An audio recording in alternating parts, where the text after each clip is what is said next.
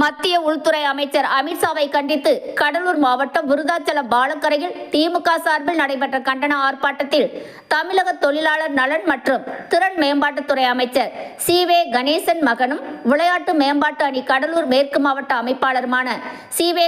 வெங்கடேசன் மத்திய உள்துறை அமைச்சர் அமித்ஷாவை தரக்குறைவாக பேசியும் அடிப்போம் என்று பேசியது சர்ச்சையை ஏற்படுத்தியது.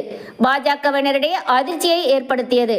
இதனை கண்டிக்கும் வகையில் பாஜக நகர தலைவர் பாலமுருகன் காவல் நிலையத்தில் வெங்கடேசன் மீது நடவடிக்கை எடுக்க கோரி காவல் நிலையத்தில் புகார் மனு அளித்துள்ளார். இதில் மாநில பொதுக்குழு உறுப்பினர் டாக்டர் ராஜ்குமார், செயற்குழு உறுப்பினர் எழிலரசன், ஓபிசி அணி துணைத் தலைவர் செல்வராஜ், தாமரை மணிகண்டன், வழக்கறிஞர் வெங்கடாச்சலம், வெங்கடேசன், பூவராகவன், ஜெயராமன், ஜெய்கணேஷ், செந்தில்குமார், கணேஷ், செல்வம், அருள், முருகன், பாலு, சரண், குணா, ராஜாராம், கிருஷ்ணா உட்பட பலர் கலந்து கொண்டனர். இதுபோல் அனைத்து செய்திகளையும் காண மனித உறுதி ETV சேனலை தவறாமல் பார்க்கவும்.